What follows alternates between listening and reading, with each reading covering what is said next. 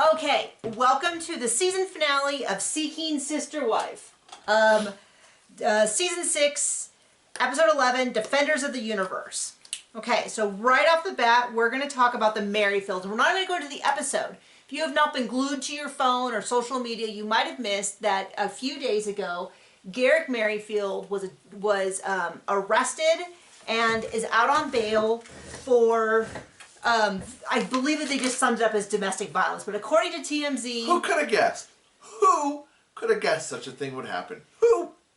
I mean, I'm just going to say that this is why you should avoid people who are constantly saying that God told them to do everything that their is perfectly... penis wanted them to do. Everything in line with their vision, and time again is shown to be wrong. So, for instance, he's like, yeah, God wants me to marry Roberta. He wants me to start having sex with her and trying to get pregnant.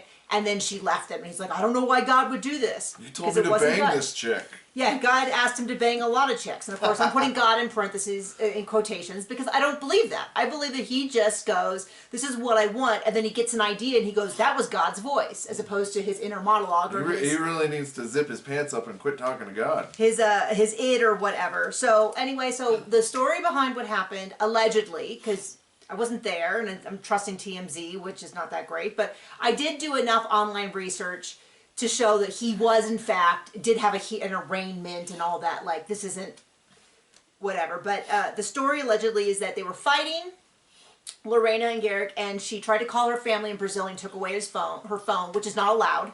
It's a misdemeanor.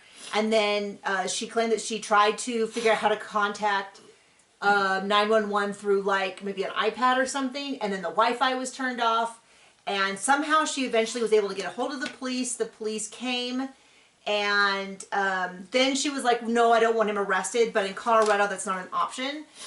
It's just that it has to be done. So he was arrested and he's out on bail, and he can't, what I last heard was that he can't go back to the house. I don't know what that means for the kids. I don't know what that means for Danielle. I don't know what that means for her parents who live there. I hope that she is safe. And that she leaves Garrick penniless. Yeah, I hope that she is safe. I hope the baby is safe. I will also say that this is not some shocking news. I wasn't like, oh my gosh, you're kidding me, Garrick? No. So we get into the actual episode, which goes way back. Lorena is pregnant.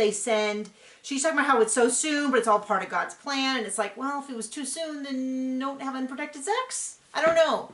It feels a little bit like, I don't know.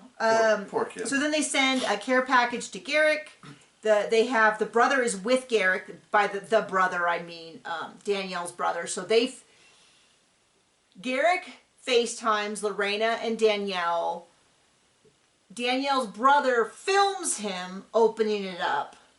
And so he sees that he's pregnant. You're like, oh, did he send the pee stick? He did, in fact, send the pee. They did, in fact, send the pee stick. The brother knew immediately. He's like, oh, I know what that is. You better go wash your hands.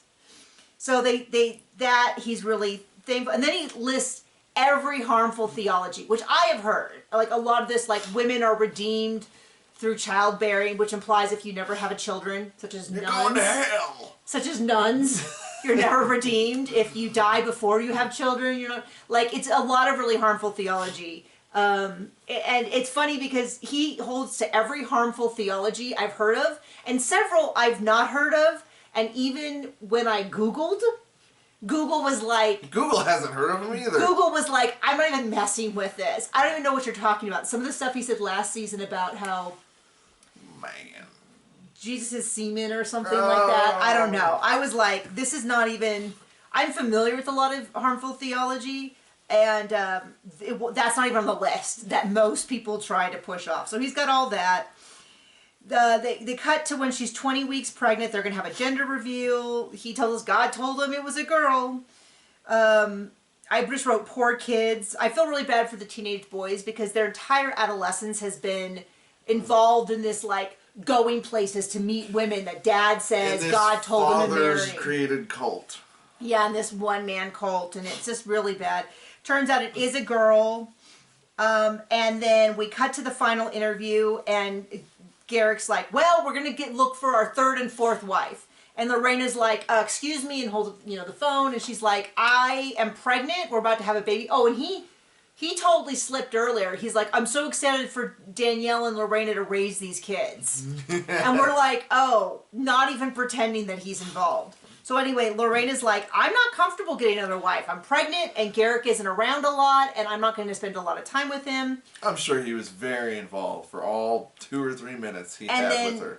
Garrick is very much like, well, God wants this. And so you can't really complain about God. And anyone who's ever been on the receiving end of religious abuse recognizes this. This is really a dangerous use.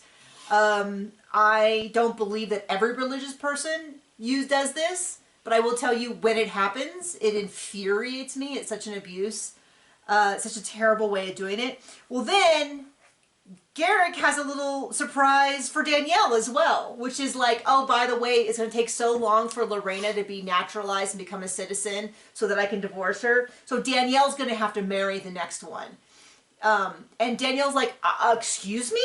What do you mean I'm going to have to marry? And she gets upset. And I was like, how did you not see this coming? Because we've been discussing it in reader spaces, where it's like reader spaces, like viewer spaces. I feel like if she ain't gonna leave and sue him now, like, just get in line, because you gotta do what he says you gotta do.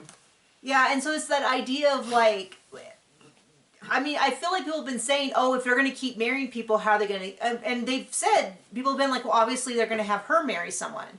It's not even like some crazy theory that one person came up with. I feel like it's a pretty big part of the conversation. So the fact that she's shocked by it, I'm like, girl, where you been? So she's upset, and then Garrick's just like the dead-eyed fish, and he's just like, well, it's just God's will, so it's just going to work out. And I was like, oh my gosh. I guess there is a part of me that's a little bit like, I wish I could be this delusionally sure of anything in my life that I wanted. Like, if I could just be like, it's going to all work out.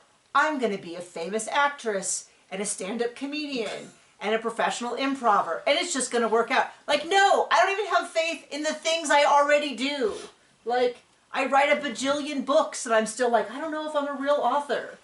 Like, oh, geez, why are the worst people have the most confidence? Okay, so then we go to the Johnson family, which is Angelica and Matt, who... I've heard rumors. I think we've all suspected that there was more going on than just Matt dating this gal. Like maybe they were more of a throuple. I don't know, but she is so in love with Shanae. She claims it's just about friends, but so the way they describe it is a week ago Matt and Shanae broke up, but that's not true. They broke up like 6 weeks ago when she said she was dating and sleeping with someone else, and they broke up. And then he went on a date with someone, and then she was mad 4 weeks later that he went on a date with someone. And I'm so confused about this timeline because she said she was dating and sleeping with someone else. Where do you then get off about being like, well, that was fine for me, but you have a different set of rules? And that is one of the things that I don't get, and I don't get how people defend. You see it all the time on reality TV where someone will just be like, well, it's different when I did it, or that's a different situation. I just don't get why everyone lets them away with it.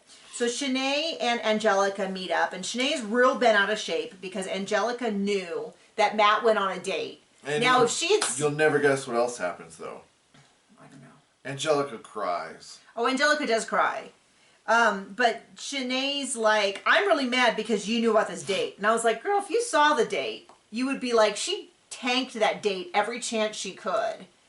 Of course, so did the gal they were on a date with because she was like, he was inadequate. And he was like, done. We're done here. Call my big D adequate and we're out of here. No way. So, anyway, Shanae shows up and Angelica's like, I'm so sorry. I'm so sorry. I'm so sorry. And she's like crying and Shanae's like, oh, you know, I don't want to see you upset. I'll accept your apology, but it's going to take a while for trust to be rebuilt. And I'm like, why is nobody calling her on the fact that she dated and was banging with them before they even broke up? I don't even understand it. Anyway, they say, I love you to each other. And then they're like, we're going to search for some more. I'm like, you just found someone who's a friend. I don't get what this is where I'm like, it would make so much more sense if they were like a throuple or they were some kind of swinging or something like that, because then I would see why she's so because now she has a friend who did in fact bang her husband. She's just not. Is it that they have to currently be banging him? Is that the desire? Is that how that works? Okay. So then the Davis family. Here's my deal in the Davis family. The more I see people go on and on about how he's so amazing and he's such a good guy, the more I'm like, are we all watching the same show? Here's my deal. When it comes to Nick, Jenny, and April, they seem to have it worked out.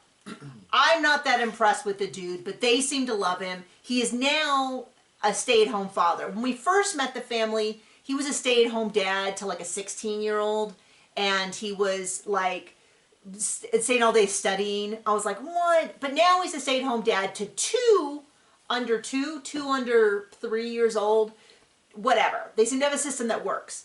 I don't like how the three of them together handle the new partner they brought in 2 seasons in a row. So last year it was Danielle. She was significantly younger. They were pressuring her the whole time, but they had to keep dating immediately. They got her to move in, and then she moved out because she felt so uncomfortable, and I felt like they pressured her to move back in. She kept saying she was uncomfortable with what was happening, and they kept pushing her. This season, they immediately moved in someone else, and her child. And I was like, oh, this is so... And then they sat and talked about how they didn't like the energy. She was ruining the family. They spoke really harshly about her on TV. And she was all willing to have another wife and marry somebody else. And they didn't want it now. No. Now, I'm not saying in either of these cases, these were the right people for the family. But there's an intense power differential when you have 3 people who stand in unity and then 1 outside person. And what we've seen both times is that outside person feels deeply, deeply uncomfortable.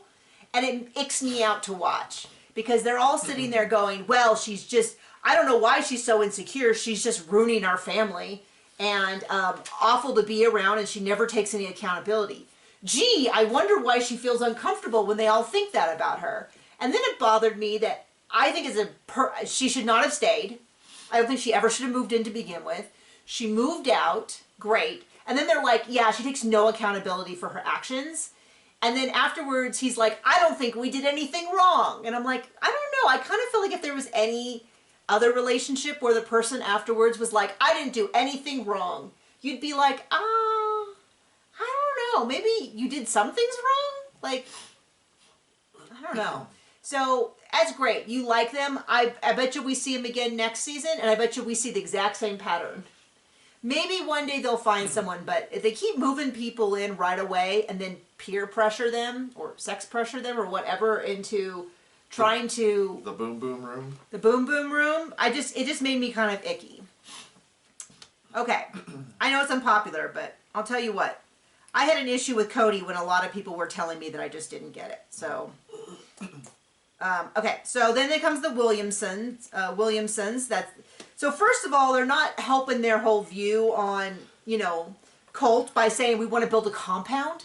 I was like, I mean, it is the correct lingo for the polygamists.